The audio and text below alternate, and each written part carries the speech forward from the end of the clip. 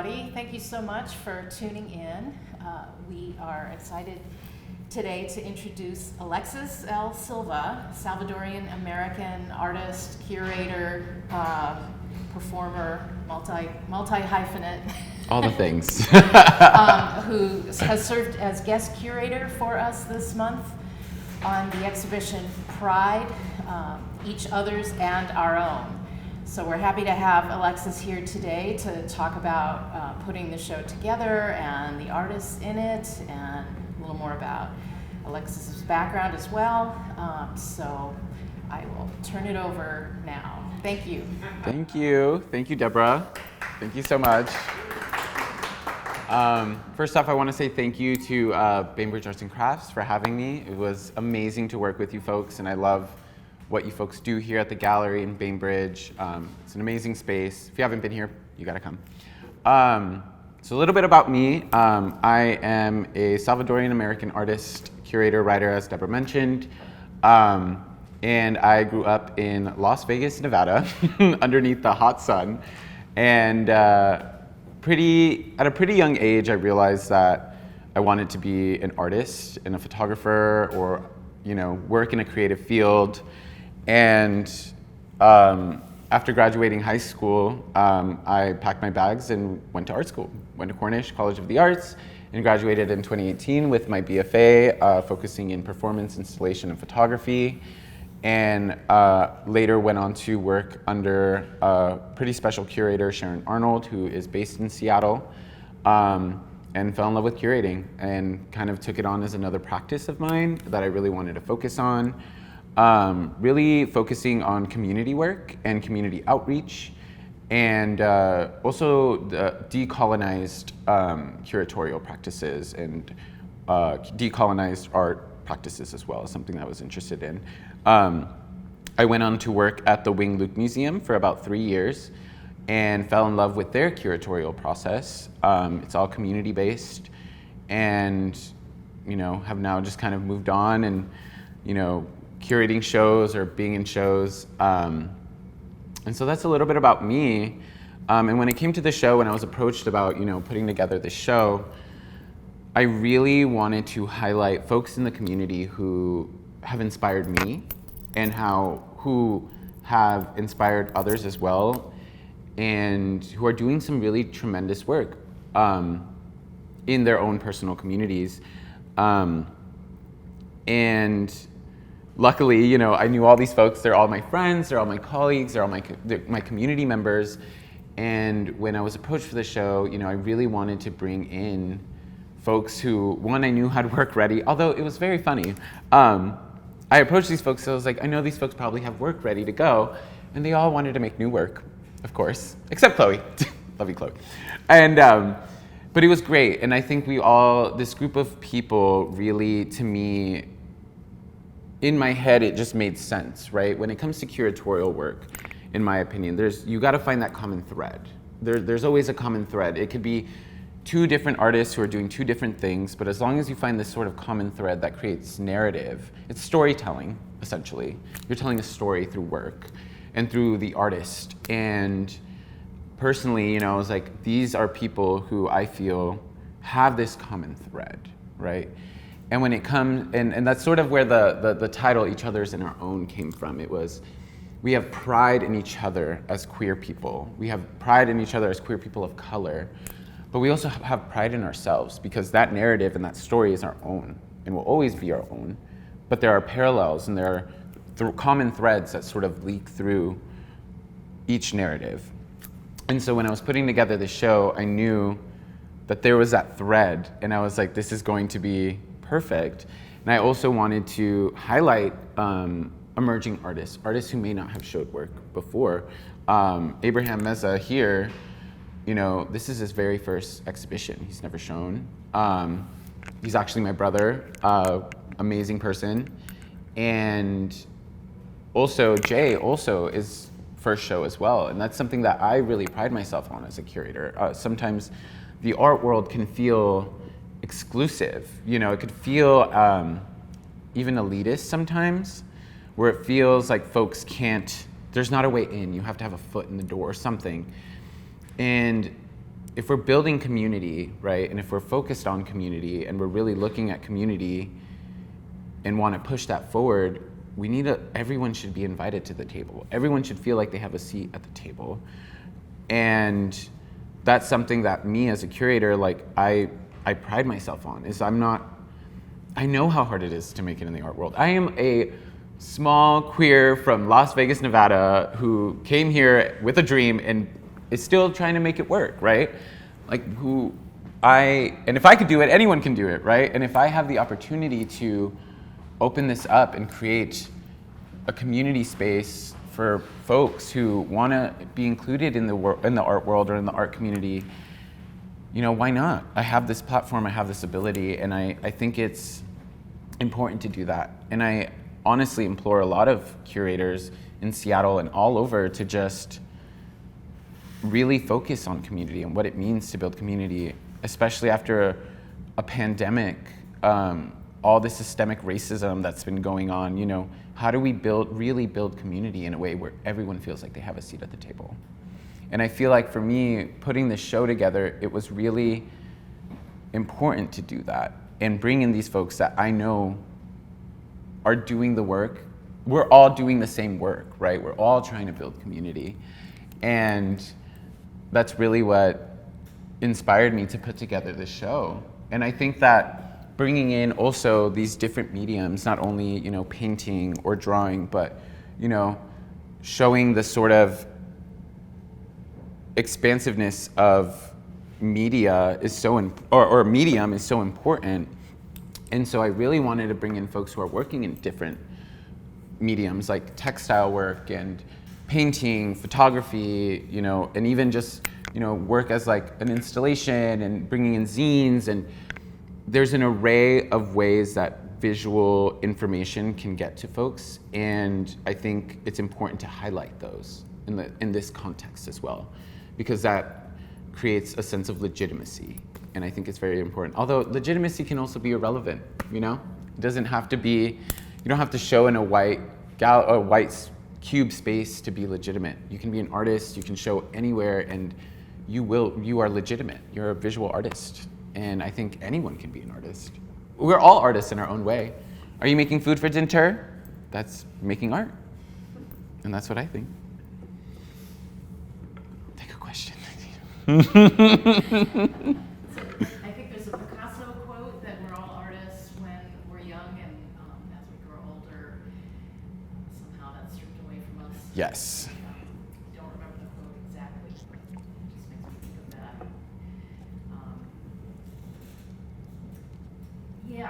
Maybe can you describe experiences in your life that helped you embrace that or follow this path? Oh, wow. I think for me, like I mentioned earlier, I always really wanted to be an artist. If I think I have this really core memory. I mean, I want to say about 10 years old, and I went to the 99-cent store with my mom and my sister. We were grocery shopping, and they had like a toy section in the back of the 99-cent store.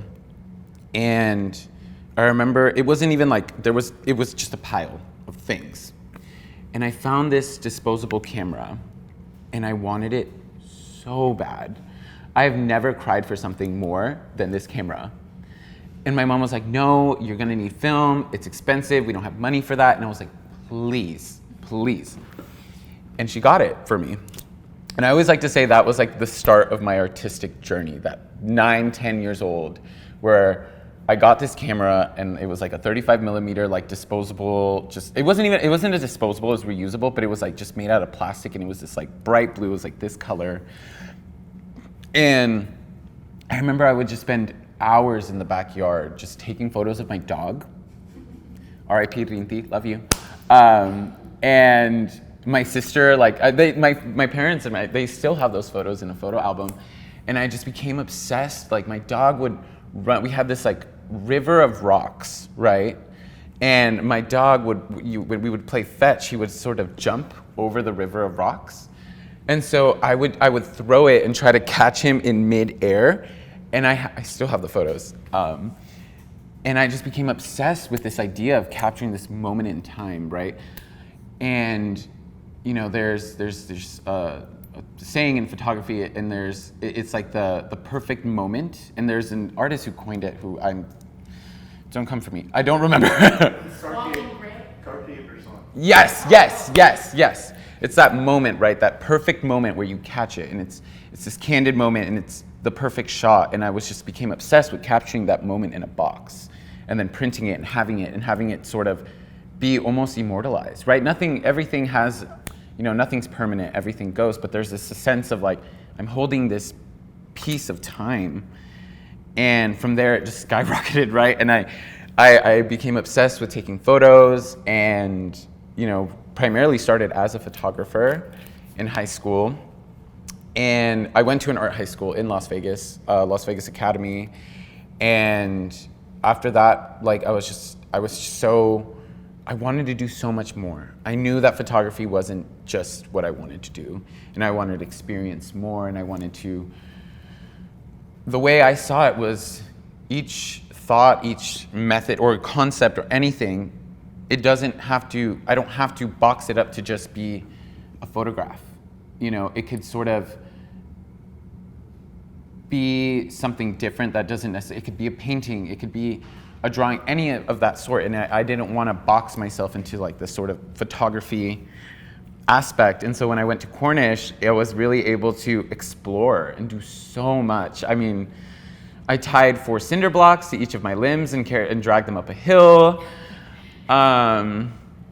I bound myself and knelt on top of 1,000 photographs of like someone who had hurt me. I did so much. I did a lot of things, and I was able to explore and really sort of create a craft and a practice that meant something to me.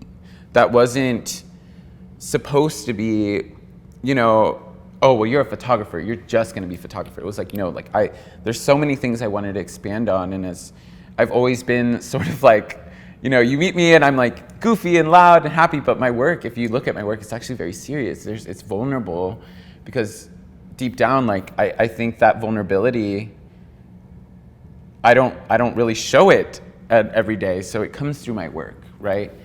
And after, making work and then becoming a curator, the sort of method or theory of like artist as curator, right, is something I took on. And I wanted to understand every aspect from the back end to the front end, right? What it's like to show on a wall, but also what it's like to put that work on a wall. What does it mean to be a curator, to be a well-rounded creative community member in 2022, 2021, 2020, all the years.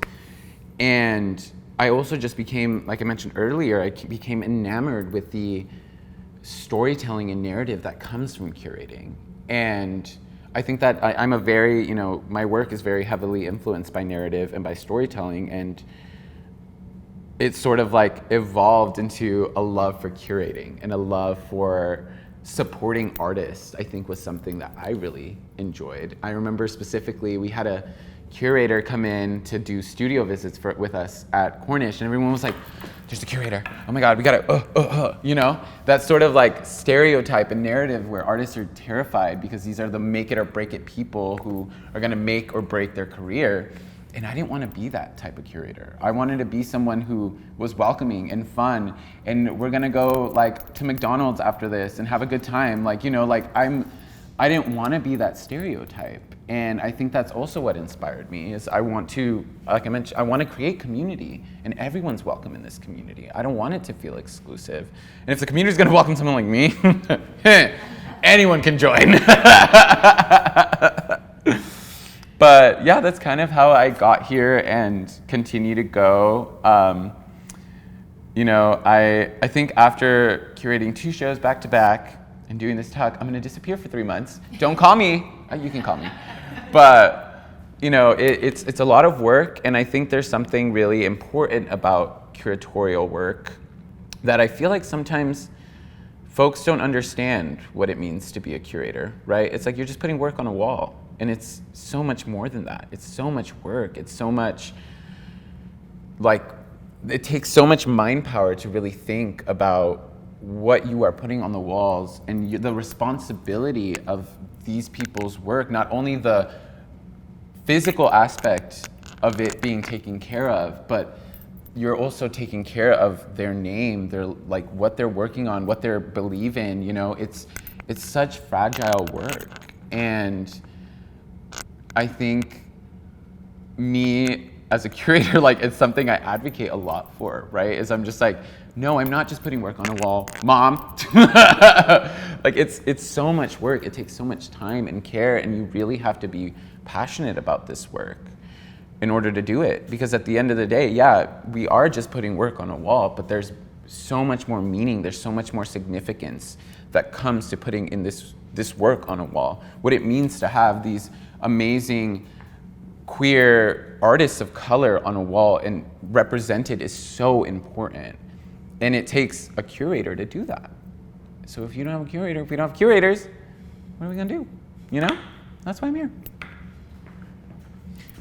Another question. It was a wonderful collaborative process.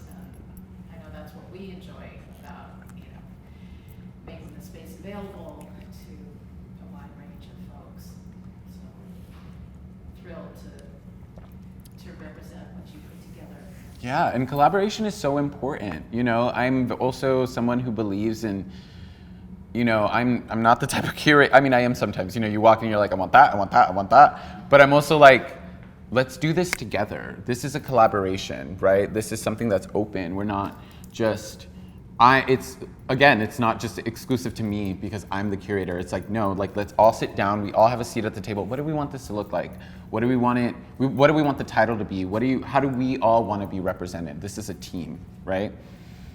And, the role of a curator, you take it on and your job is to, one, bring these people together, get the work on the walls, pick the work, right? But I'm not gonna go up and show up with like my nose held high, like, what do you got there? No, let's all sit down and talk about it, and I hopefully one day in the future, when I open up my own gallery or museum, that's better, or maybe I'll work at an institution as a curator, and that will always be my approach, is collaboration and community, because we're going into capitalism. That is like, now with how capitalism has failed us, we need community. We need mutual aid. We need to be together and to work together as community.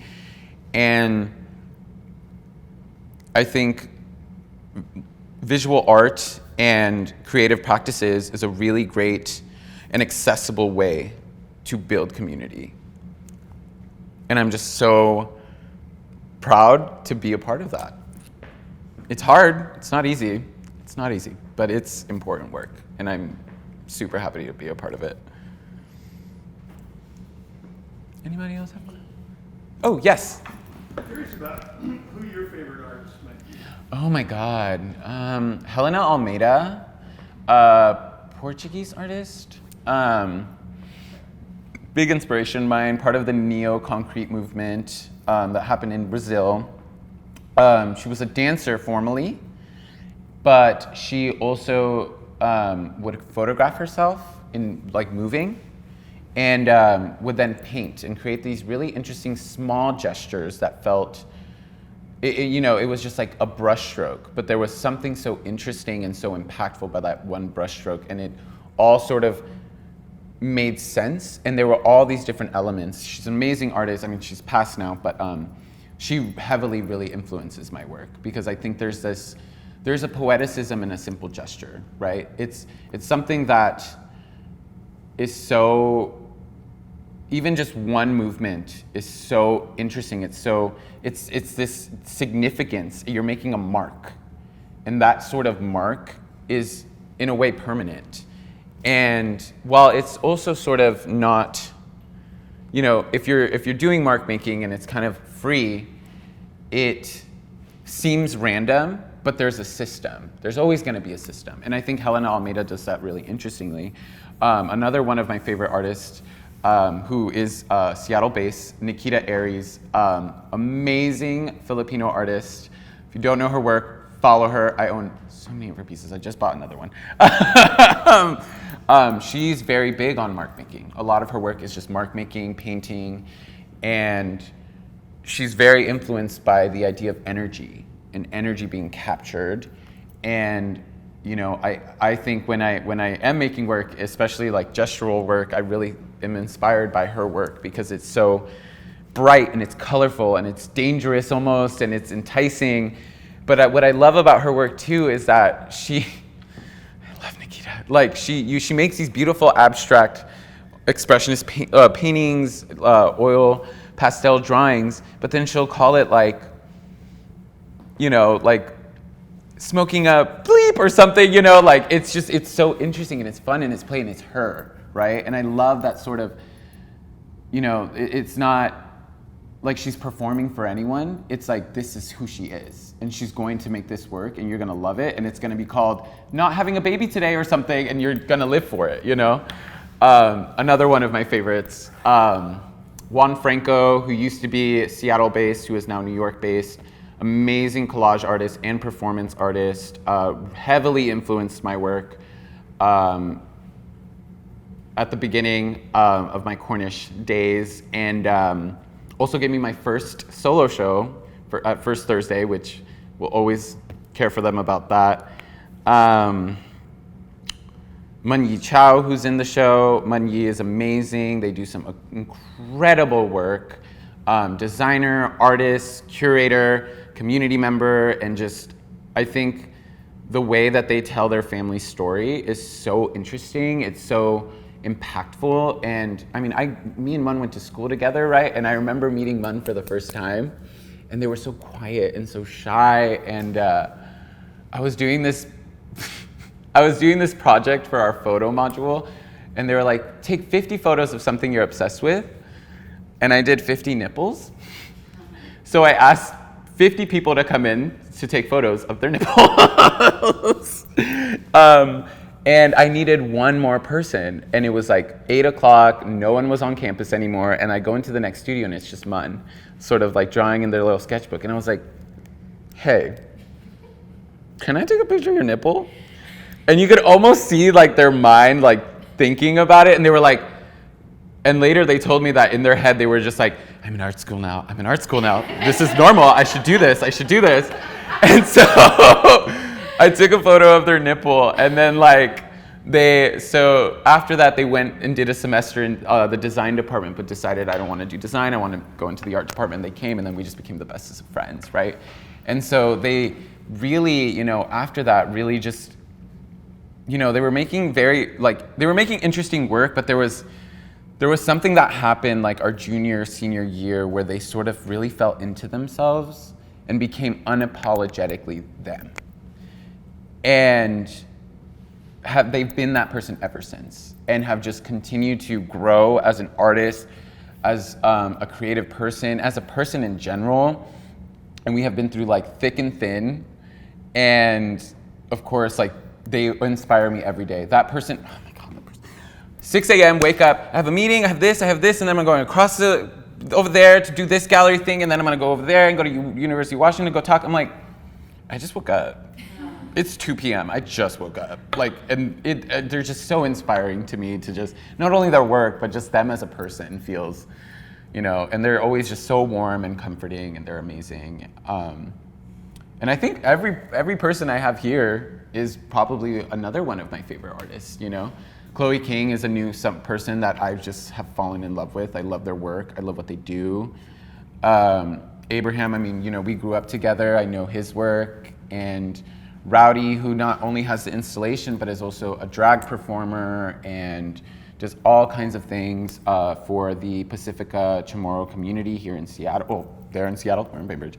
And, you know, Lourdes, everyone in this that I have here is probably one of my favorite artists, and the list goes on. But yeah, I think that would definitely be that group of folks. Oh, and Bailey Hyatt, we can't forget Bailey. She's amazing, does a beautiful ink work, so much detail, meticulous with every stroke that she makes. If we're talking mark making, I mean, some of the ink drawings that she does is just, I don't even know how she does it. They're beautiful. So yeah, that would be my list.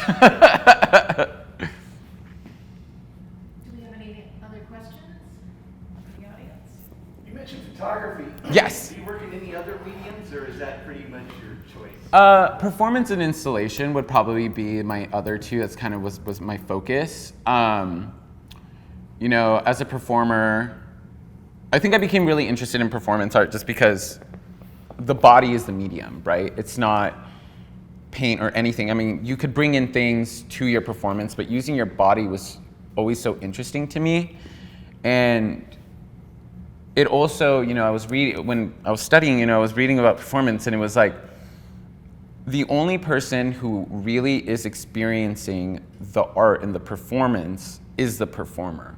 The audience is just watching. They're just watching the performance happening. But I'm, as the performer, really experiencing this work, right?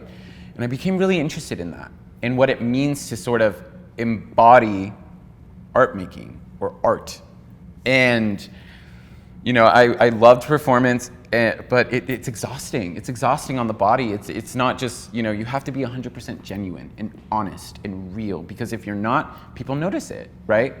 And, you know, the performances I did were great. I mean, I did my last performance that I did, I literally had folks, they were only allowed to make a mark on my body with their mouth. And I knelt in a pile of salt while blindfolded, and they could only make a mark on my body with their mouth. And it was the way, I know it sounds insane, I know, sorry Mom, but the way I saw it, it was like, I have always struggled with issues with intimacy, especially physical intimacy, like, don't touch me, you know? And I felt like it was my way of just tackling that, like full on, like, yeah, just go ahead, go for it, you know? And it was very moving, but it's exhausting. And then installation work, you know, I mean, it really just comes in with, you know, my love for architecture, my love for space and how we manipulate space, how we enter space, and what we can do in a visual way to manipulate it, right? In a way that isn't necessarily practical or has to be practical or functional, but is entertaining and interesting. And I don't know, now I kind of want to get into painting. I'm an awful painter. I don't paint, but I don't know, I may try. Yeah. Anyone else? Any more questions? That's Thank okay. you so much. Thank you. No, it's been such a pleasure, and you know, taking the ferry is actually really gorge. I love it. Let's just hop on. Don't drive on the ferry. Oh my God, getting on the ferry with a car? Absolutely not. But if you're walking on, it's gorgeous. Do it. Everyone do it. Thank you. Be sure not to miss Pride, a truly inspiring exhibition guest curated by Alexis L. Silva at Bainbridge Arts and Crafts, on view from June 3rd through June 26th.